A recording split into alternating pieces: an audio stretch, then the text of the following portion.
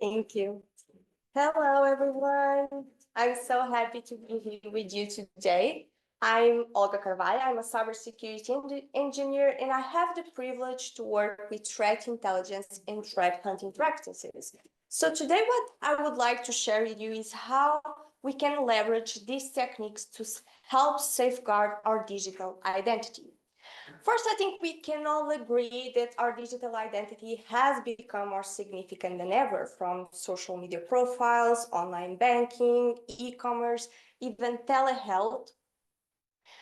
Nearly every aspect of our life leaves a digital footprint. And while we navigate this landscape, we end up sharing vast amounts of personal information. And today I would like for us to take a common scenario, and I would like for us to open a Netflix account together. So first, you will use your biometric data to unlock your device. Then you will input your email address and give hopefully a new password. Then Netflix will ask for some personal information. So your name, your date of birth, and phone number. This information can help secure your account, but it also adds to your data profile. Then we do have to pay for our subscription, and we can use either PayPal or we can use our credit card details, and we'll have to provide those.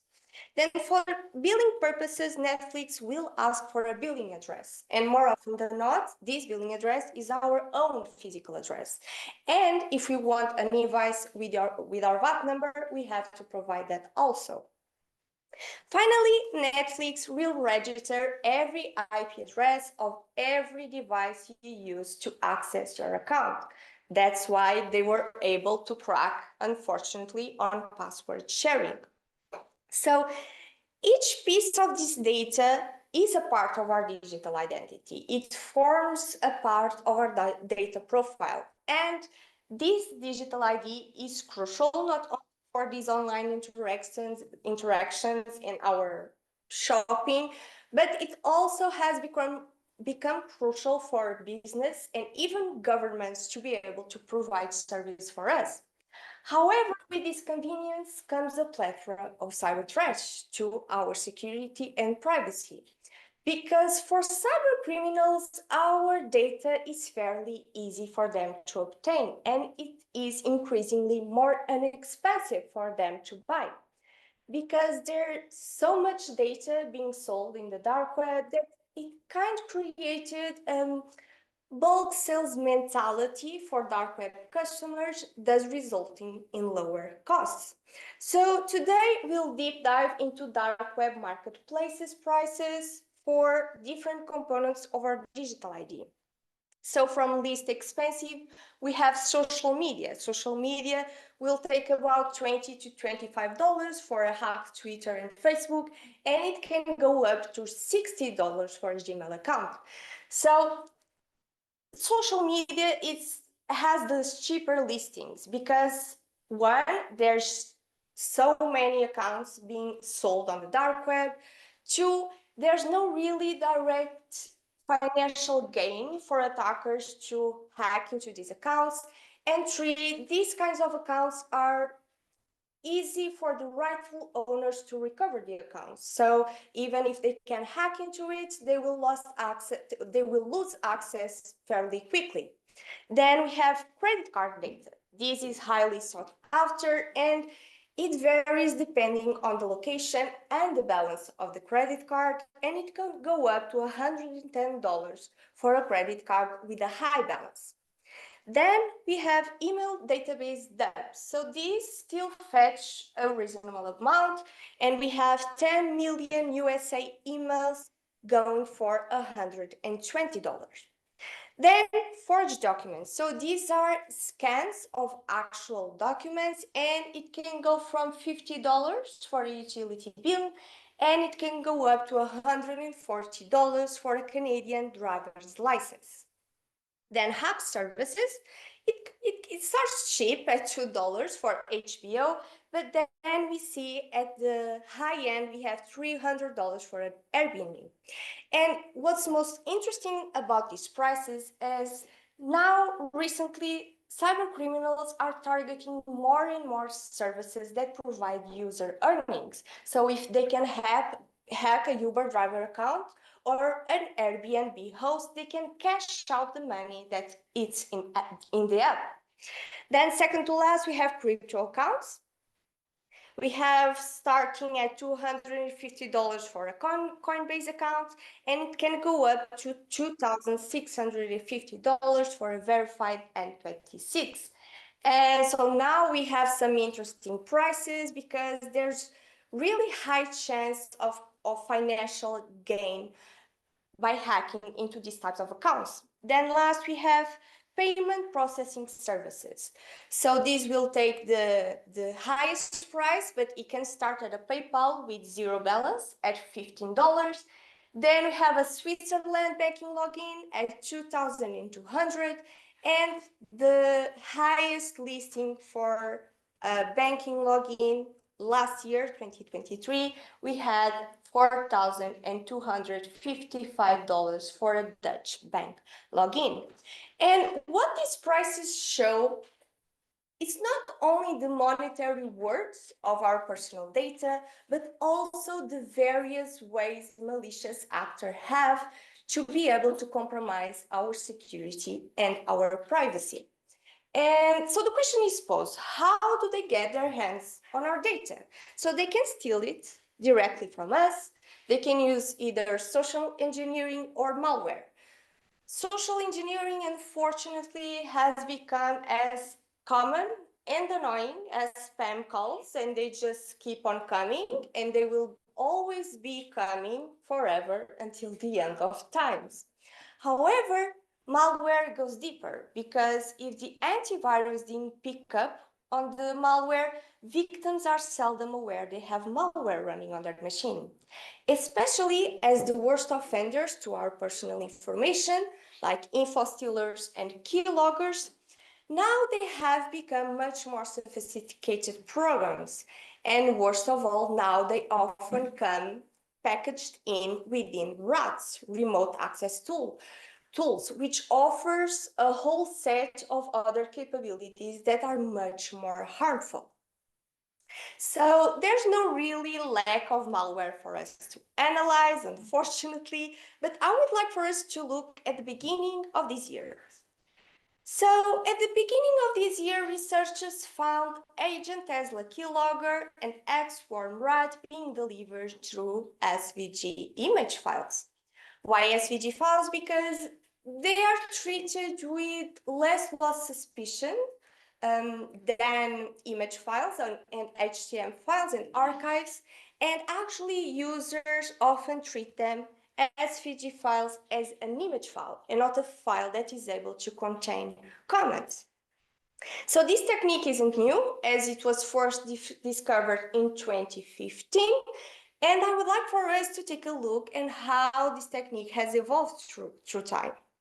So in 2015, CryptoWall was seen first using this technique, and it would start, as always, with a phishing email, and then the SVG file would contain an embedded URL.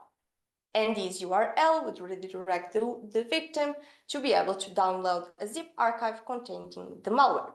Then in 2017, Earthsniff was seen using this technique also, and also using embedded URLs, but now they went a bit further to try to deceive the users. So now they are presenting an actual image to the users to make it more likely for them to interact with the file and then download the payload.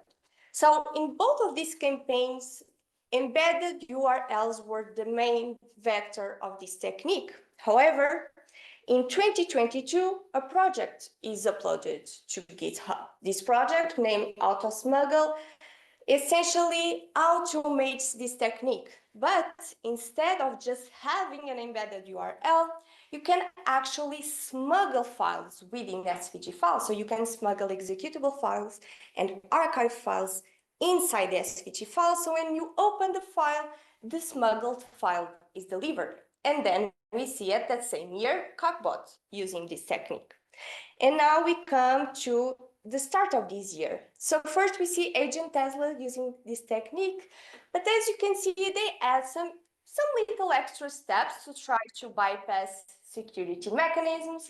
So now the SVG file smuggles also an archive which can contain a JavaScript or a VBS, both were seen being used, and then would download the malware. Then we have also, as we've seen, XWorm rats using this technique. And now they also add a little extra step to try to bypass security measures. So now instead of just directly giving the user an SVG file, they first give them a URL to the SVG file, and then they follow through with malware delivery. And yet again, XWorm adds yet another step to try to deceive the security controls in order to be successful in its delivery. And we see that amounts to 7 steps in total to try to deliver the malware, as opposed to the 2 or 3 steps we see at the beginning of this technique being used.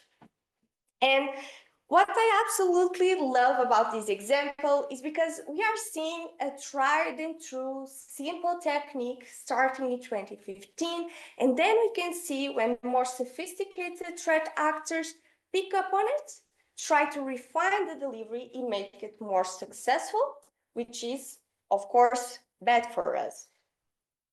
So even though malware is a powerful weapon against us and against our personal information, our data can be stolen not from us through no control or fault of our own, and our data can be exposed to the outside world. So I'm talking about data breaches. So what we see here is the announced data breaches. So this is just an allegation that this breach has happened, and these are for this Monday. So the whole list is just for this Monday. And once the ransom is not paid, all data goes live.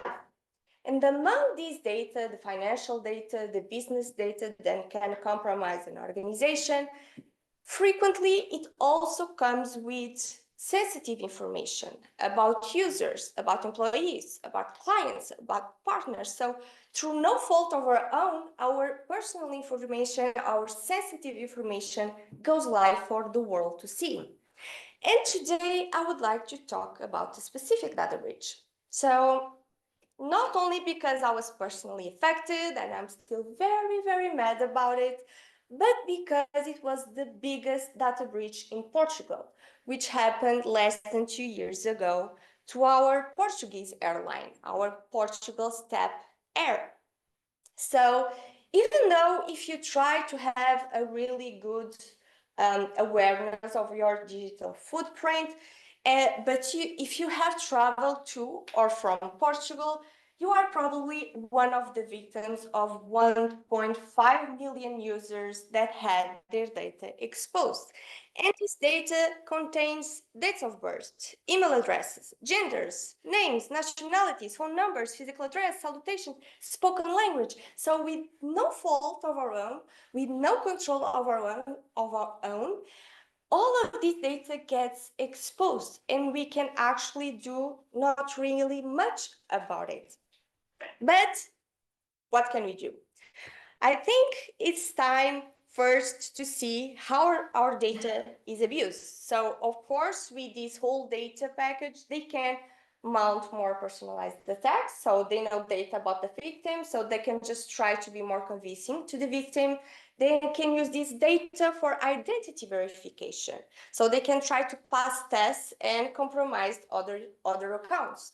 They can, of course, do account hijacking because mostly users will reuse the password in other services. So you just have to try that credential in popular services and try to hijack accounts.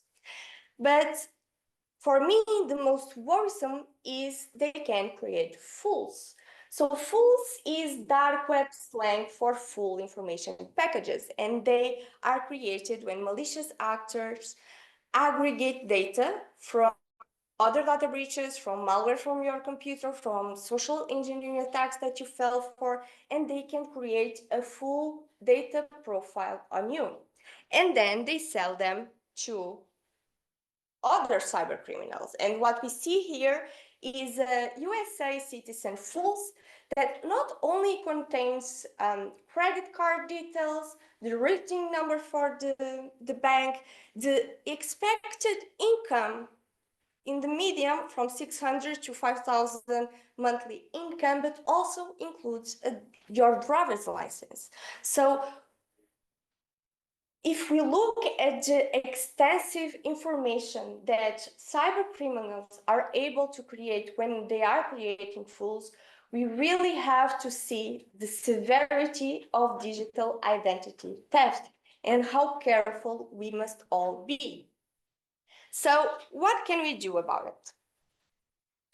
First, I think it's time for us to move on from reactive measures and waiting for a cyber incident to happen and move on to proactive measures and try to find threats before they can cause harm. One of these ways is through threat intelligence and threat hunting. So threat intelligence is just staying informed what's going on out there in the wild. And it's a bit of what we've done so far. So we looked at dark web marketplace prices. So we know what attackers are most interested in.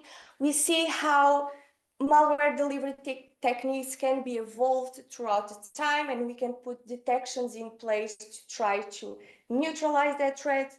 We saw how public data breaches are so common, and we should be keeping up with them to see if our customers, our organizations, and even ourselves are not compromised by it. So threat intelligence is just trying to have a really, really good understanding of what's going out there, about the attack trends, new malware, new APTs, and just to have that understanding of what's going on. Now, threat hunting, it goes a bit further. So it will take threat intelligence and it will try to make it into more proactive approach into detecting threats. And for those who are not familiar, there's a really good analogy. So threat hunting is just incident response without an incident. So you just have to be really creative. You can just think and imagine an incident is going on. Maybe it's the incident of your dream that you always would want to investigate, and then you just try to go hunt for it. But that is basically what is threat hunting, and it takes 3 stages. So you will have a trigger for your threat hunts, and this trigger can come from usually threat intel. So there's a new malware in town, there's a new APT doing different things, and you can just have that trigger and start a hunt with that. Then a hunter will formulate an hypothesis. This hypothesis will be based that an incident is already going on, an attack is already going on, and then we'll have to go hunt for it in the logs that are relevant to that incident that you so creatively imagined. But even if you don't find malicious activity, which is always the goal and it's always good, threat hunts will always end up with security improvements to be made. You can create new detection queries because you've seen malware now is being delivered in a different way through SVG files. You can update current use cases. You can create even more threat intelligence, and you can give recommendations that you've seen in the network of unusual behaviors that should be remediated. So to showcase this, I would like to show you a threat hunt I engaged in a few weeks back. So this threat hunt had a trigger. A trigger was there's a new malware in town that's deploying vSerms and rats and using AWS and GitHub. And what I found most interesting about this malware is because it used a technique I've never seen before.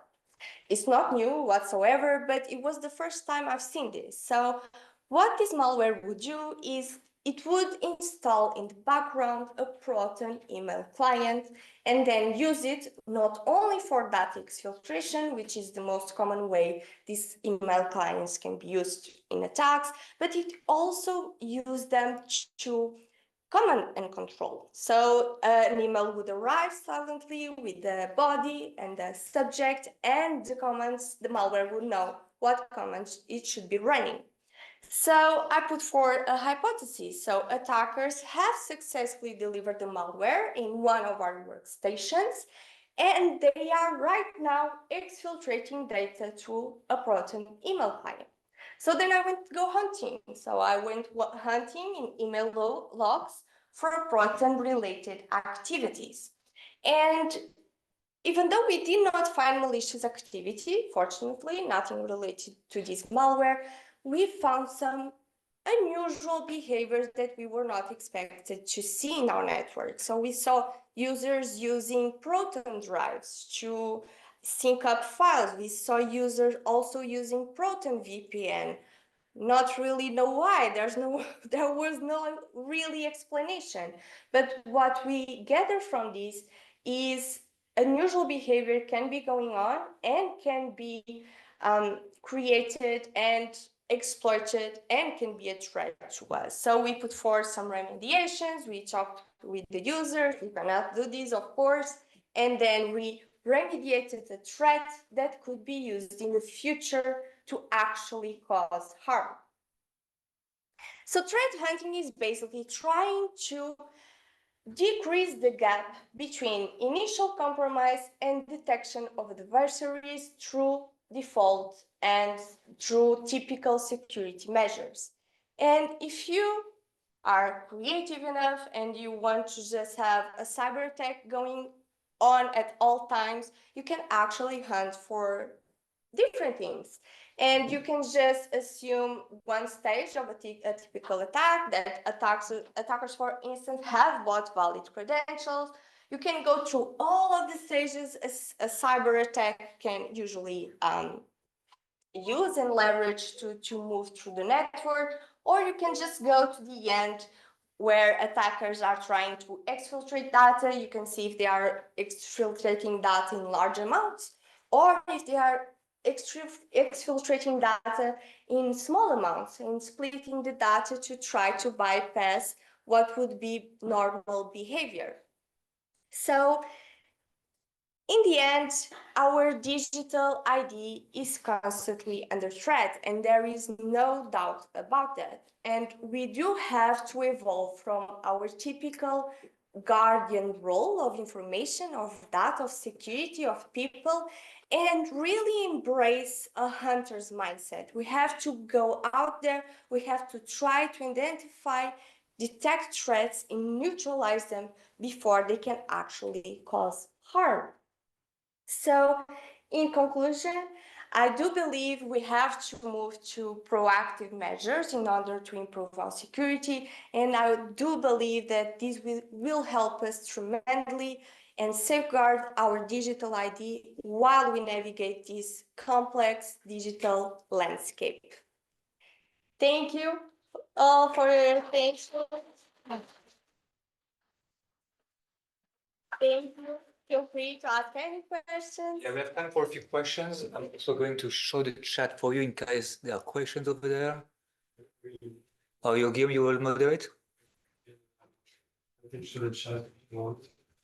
I start with the questions? Go ahead. And Olga, if you can repeat the question because I'm not sure they will hear it. Sure. So I was a little bit surprised about how cheap a Gmail account was, $60.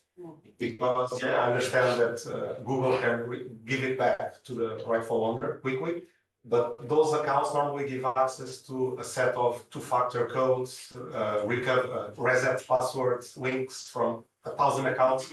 So I was a little bit surprised because if someone gets access to my Gmail account, well, half of my services are gone. The ones that don't support good two-factor, ubiquitous, those kind of things. So how can you, do you have any comment about it?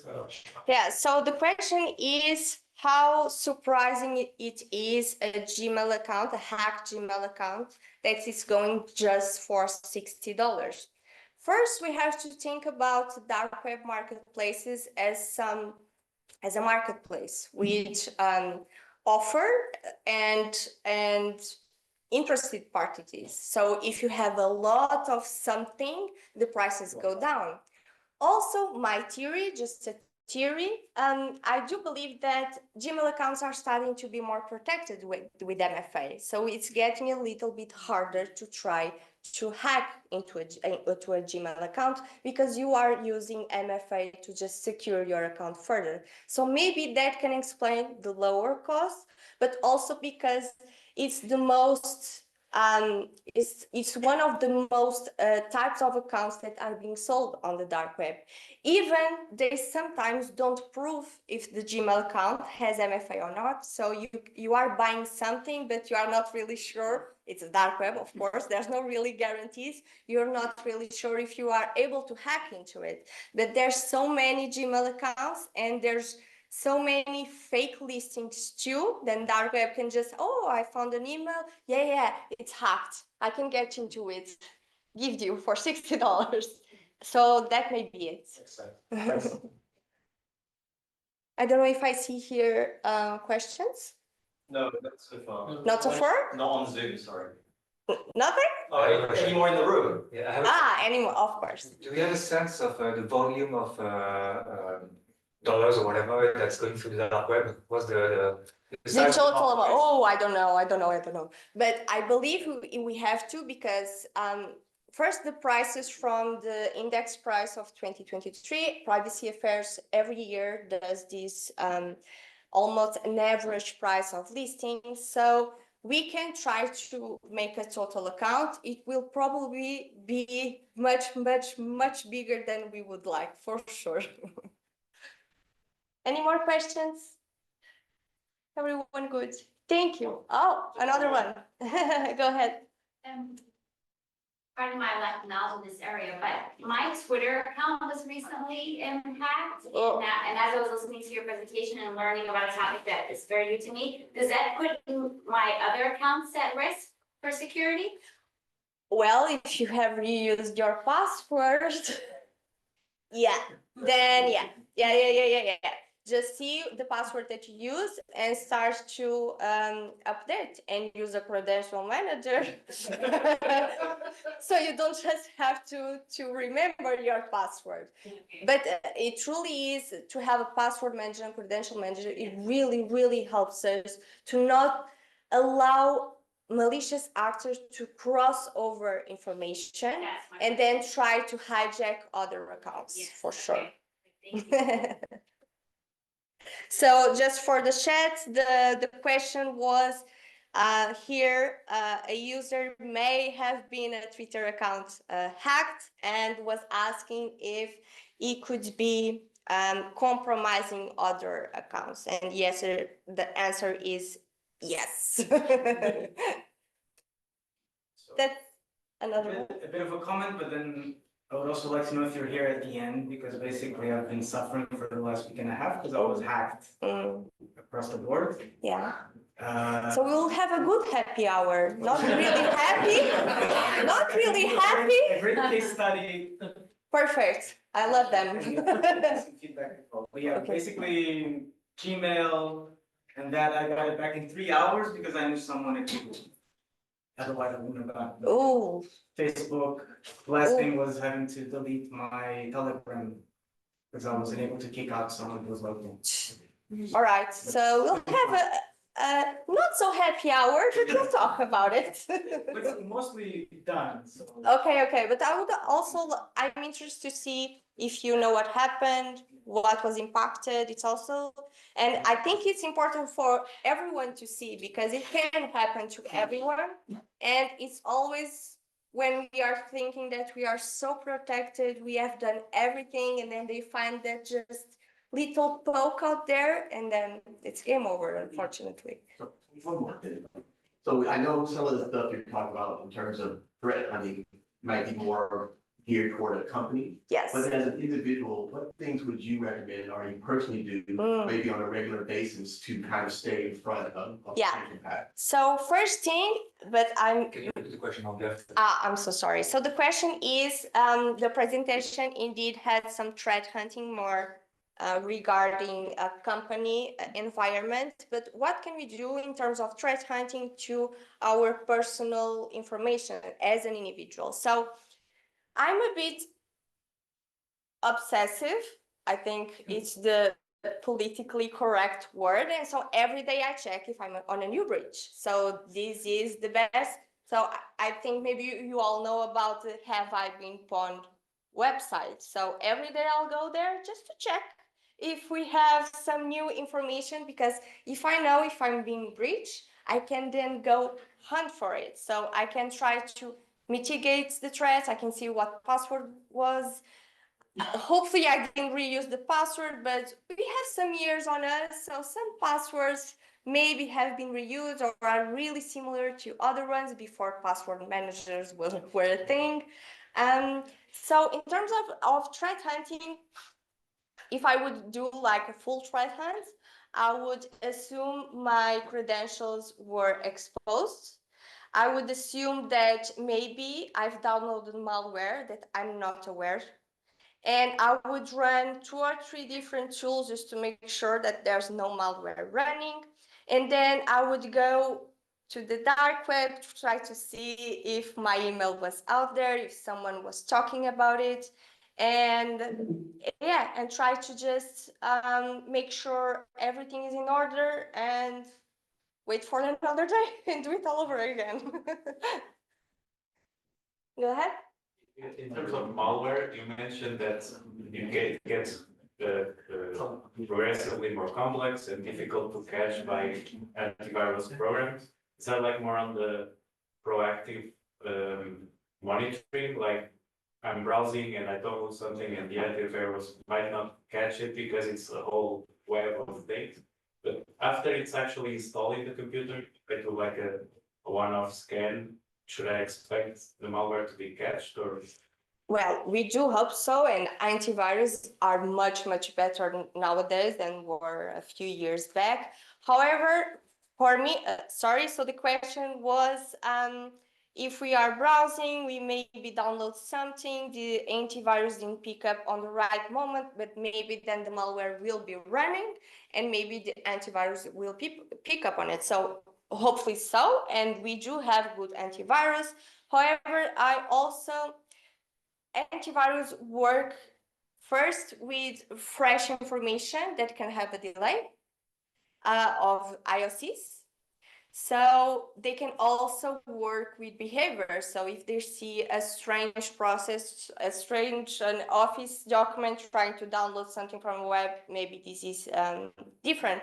But I do always try to scan with more than one tool because they will have different refresh times for the databases to be uploaded. So it's also to have 2 or 3 just to make sure. And we usually use our workstations and we think, okay, I think I'm safe. And if something, the antivirus will pick up on it. And that's why I love threat hunting, because threat hunting is assuming, no, my antivirus may fail because they may fail. And I will try to see if there's something strange going on and assuming on that. But yes, I do believe we have good antivirus, but if you are someone like me that likes to run scans, just try to have more than one tool to be able to have those refresh dates of databases in different days and different times, because if your malware is running and the hash was being uploaded at that time, so your antivirus will be refreshing in maybe 1 hour, so maybe they won't see. But if the malware continues to be running, then the antivirus will pick up when it refreshes the database. So we are kind of secure, but it's always good to be suspicious. It's okay. I think that's it. Thank you.